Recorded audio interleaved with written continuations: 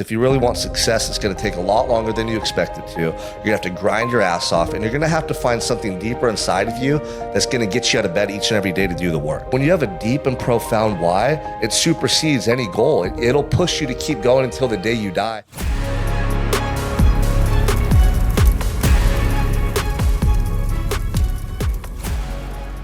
Welcome back to another episode of the Unstoppable Mindset Podcast. I'm your host, Sean Crane.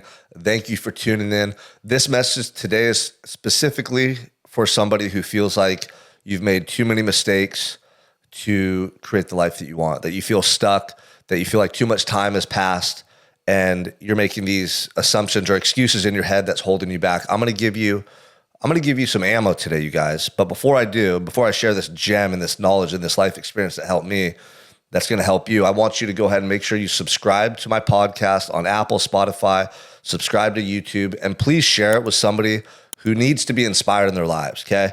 The podcast is Unstoppable Mindset. We're on YouTube.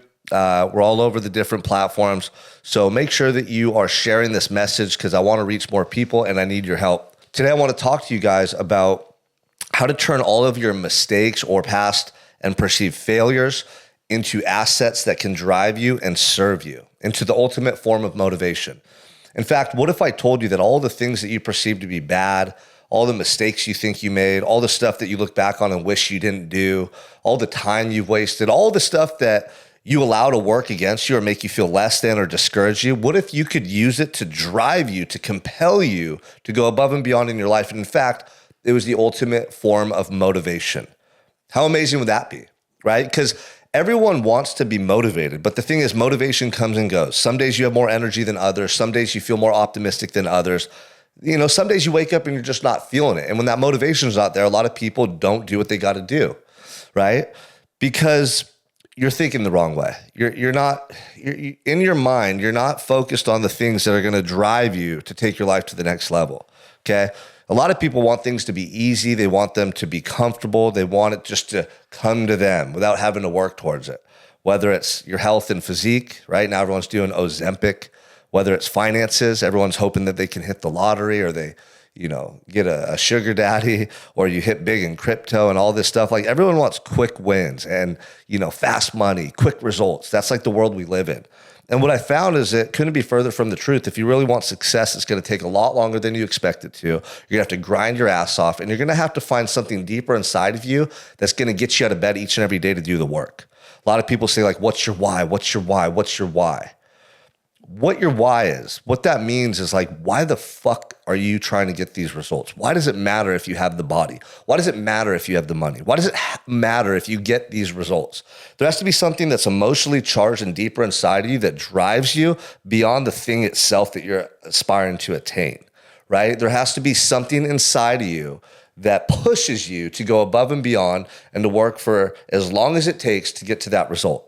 And you can tell people who have that deep intrinsic drive, and we'll call it motivation to excel in life. There's something internally that is driving them beyond the materialism, beyond the thing itself that they're aspiring to attain. Look at the great athletes like a Tom Brady or a Kobe Bryant. Like they were obsessed. Kobe Bryant was shooting free throws and jump shots at 3 a.m. while all his teammates slept. He'd go in the parking lot and take a cat nap, a power nap in his car, and everyone would be showing up. And they said Kobe was in his car sleeping in the parking lot. Like that fucking guy was driven on another level. Tom Brady, he won the most Super Bowls out of any quarterback, and he stayed competitive and driven till the very last game he played. Like a lot of people, the money changes them. A lot of people, when they reach the pinnacle of success, they let their guard down. That level of dedication wavers. They're not as focused because they reached that goal that they were aspiring to reach. But when you have a deep and profound why, it supersedes any goal. It'll push you to keep going until the day you die. And that's what I found, you guys. And that's what I want to share with you, because this can spark and light a fire inside of your heart and soul that can never be extinguished. This could change the way that you look at the world and all these mundane tasks and these disciplines and these habits that I talk to you about forming. It can change the way you perceive them in such a way that you value the work so much, you get excited to get up in the morning. You don't want to sleep in. You get excited to do the work that's going to build your life. You don't look at it as some daunting task. You don't say, I have to go do this or I have to go do that. You're like, dude, I get to. It's a way different attitude. And the thing that got me really started on this thought process was a lot of people messaged me last week about my birthday. I turned 37 and I got a bunch of happy birthdays and a lot of like really positive, nice comments. And it feels good. It feels good to be acknowledged and to be celebrated. I get another year of life. Thank you, God. And a lot of people are like, man, for 37, you're pretty far ahead, Sean. Like a lot of people in the business world that I'm in, a lot of people who are entrepreneurs who are striving to make it big. They're like, damn, dude, like I've seen what you built with Unstoppable. I've seen where you come from. You're freaking far ahead. I can't imagine where you're going to be when you turn 40. Most people build their wealth in their 40s and 50s. Most people work their butt off in their 30s. They start to have success in their 40s. In their 50s is when they make it, so to speak. Your 20s is just trial and error and fucking around, having fun, right?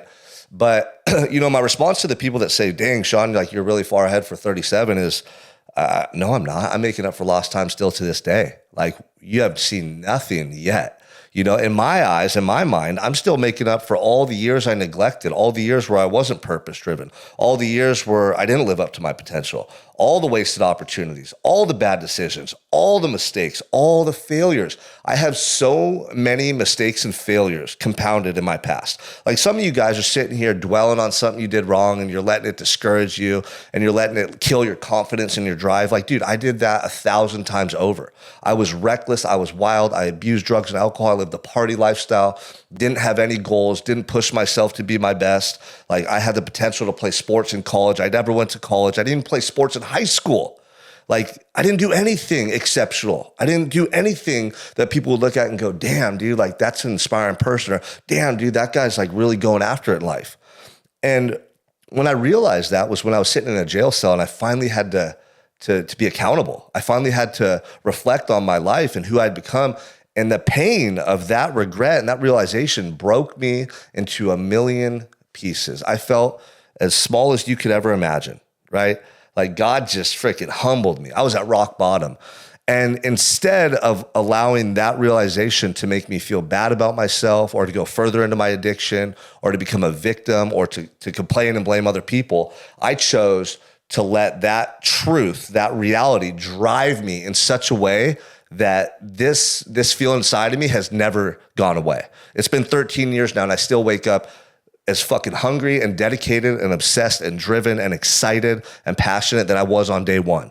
And if anything, the momentum is growing greater and greater and greater with each passing day.